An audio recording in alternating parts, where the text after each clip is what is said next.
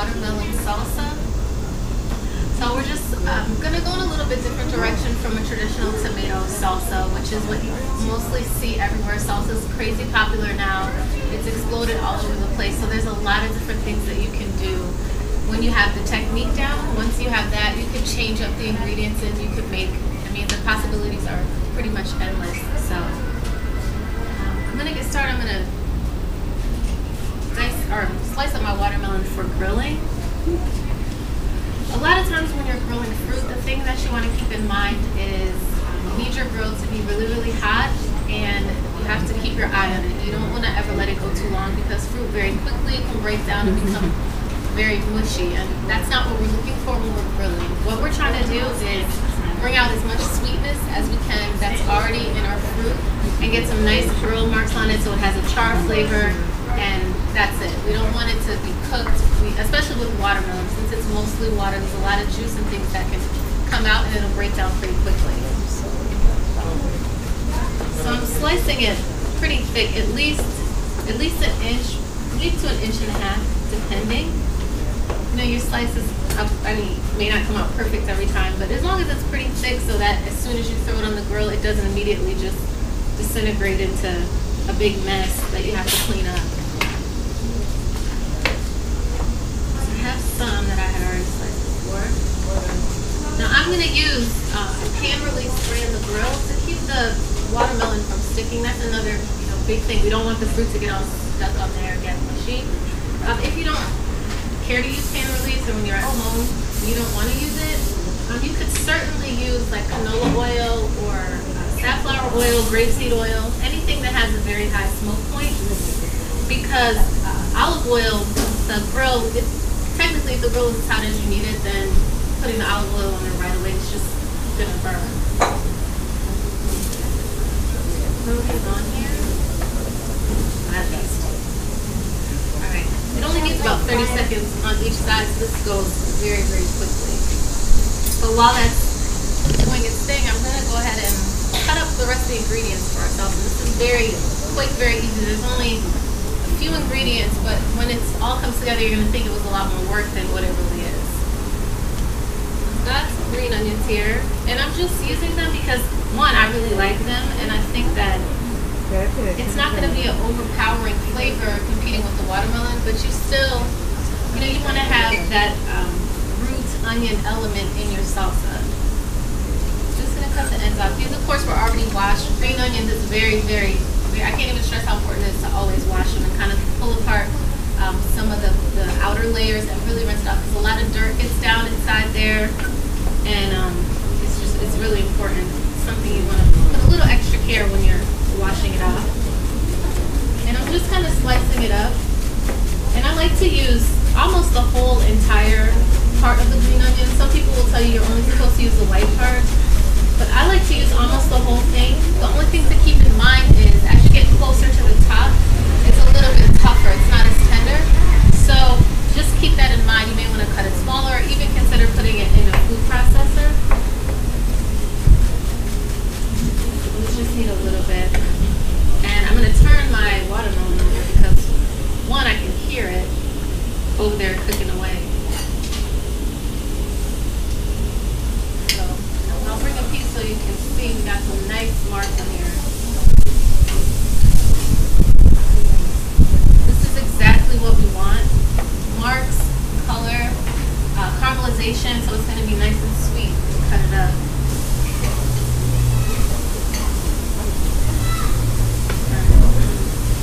Okay. Alright, next thing, of course, I'm using a little bit of cilantro. Traditional in salsa, it's kind of like the standard, but the most important thing that it offers is a citrus element, and that's something that we want. Because watermelon is so sweet, we just want to balance out the sweetness, so we have a lot of different things going on to make everything work together kind of in a nice harmony. And the same, I'm just going to kind of rough out my cilantro.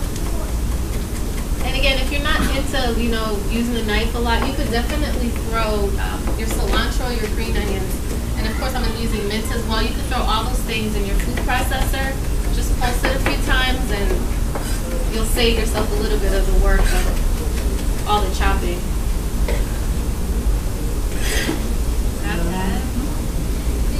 my watermelon off. Probably ready. It doesn't take a long time.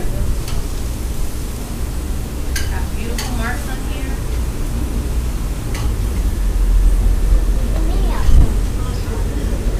And of course, I want to let this cool down a little bit. One, it's very similar to the same thing like if you're preparing steak or anything like that. You always want to let your meats rest. So the same thing with a piece of fruit, especially like watermelon. It has so much juice and water in it. So we want it to cool down a little bit and kind of come back to a place where all the juice isn't just going to go all over the place when you cut into it.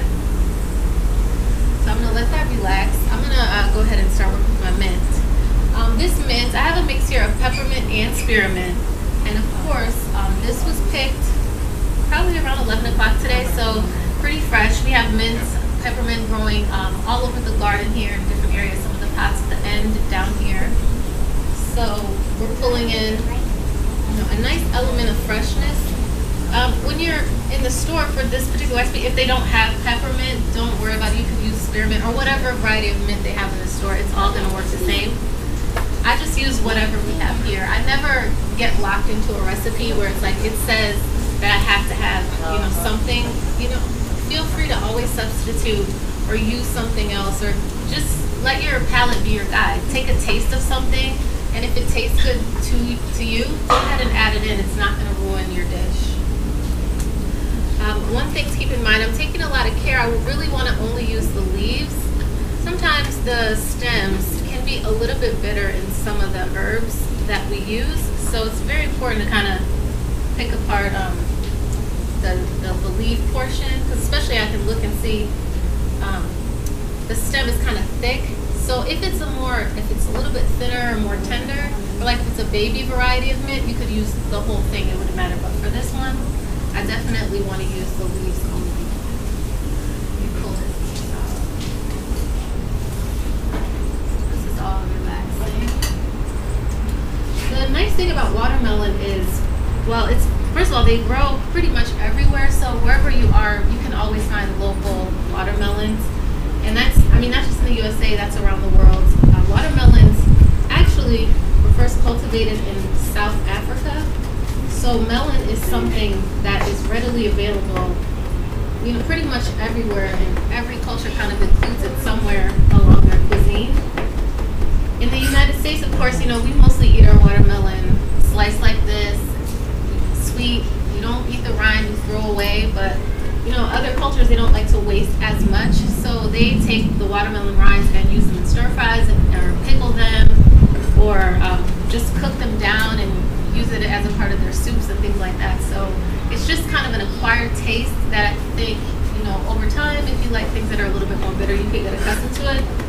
But here, we just go straight for the sweetness, because watermelon is mostly made of water and sugar. So, and that's two things that people kind of indulge in here, sugar and stuff like that. So, alright, I got all my herbs in. So I think my watermelon, it's kind of cooled down a little bit. But I'm just using the inner part of it. I'm going to cut away the rind. And again, it doesn't have to be perfect. Like, you don't have to have perfect knife skills. Just want to dice it up, because for this particular recipe, and just a personal preference, I enjoy a chunky salsa. If you don't like chunky, you can certainly feel free to put this in the food processor or use an immersion blender to make it smooth. I know there's some people, they absolutely cannot stand a chunky salsa. It's fine. It's going to taste the same if you puree it up. But I think for presentation, and I like the texture whenever you have nice chunks in it. So I'm just dicing it up. And it's still a little bit warm, so. And this is something that, with any of the foods now, with the summertime, people doing a lot of grilling. I mean, when you're already grilling, your fish or your chicken on your grill, throw on a piece of fruit and just cut it up. And the same idea, add some fresh herbs, a little bit of an acid element, which doesn't necessarily have to be lime juice. It could be lemon juice, it could be champagne vinegar. It's so many combinations of things you can do. And just add that and use it as a sauce or a light relish for your proteins. Alright, so I'm just going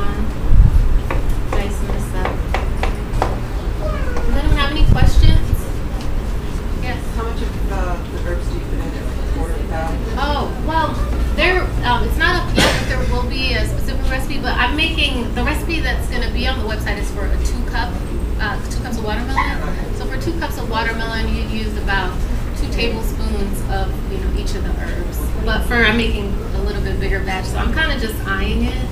But again, any of the recipes that I ever present, they're all open for interpretation. Like if you really, really, really like mint, go ahead and add a 1/4 cup.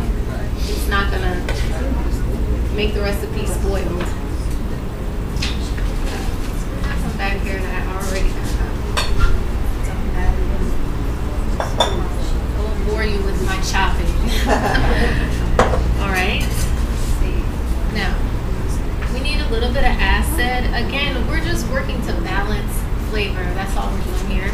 And the nice thing about this recipe, I mean, if you notice, I don't have any seasoning up here. I have no salt, I have no pepper, nothing. Watermelon is so sweet, and the natural flavor of all the herbs, that my cooking technique of the grill is bringing out more flavor in the watermelon, and using the acid of the lime juice is bringing out the flavor in the watermelon and the herbs. So we're cutting out, having to add any extra salt to this to make it taste good. And that's one of the things that I'm really big on. I love just playing with the most natural flavors. I don't like to put too many ingredients. I want to highlight the watermelon. That's what this recipe is about. So I'm not gonna bury it underneath a bunch of other flavors or make it too salty, so all you end up tasting is salty watermelon. So I'm just squeezing. These limes are nice and juicy, so I'm getting a good bit of juice. And this is the same if you've ever made tomato salsa before. It's all the same techniques. You're dicing up your ingredients or pureeing them, but there's always an element of acid, kind of an onion base and herbs. So it's like a wheel. Just mix the combination. If you have tomatoes and onions and you add lemon and cilantro or lime juice and cilantro, then you have like a Mexican salsa. If you take those same ingredients and you switch the lime for balsamic and the cilantro for basil, then you have bruschetta. So it's kind of like it's pretty much the same. So once you master the technique, you can make so many things.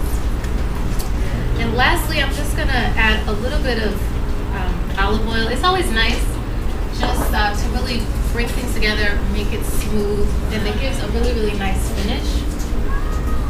So now that I'm starting to mix it together, you can see all the color that the green herbs are bringing in and the freshness.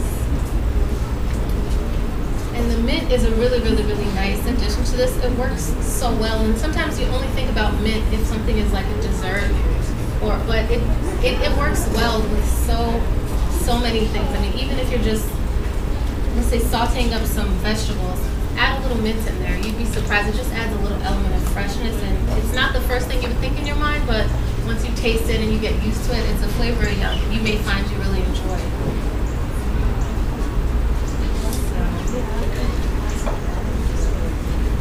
That's it.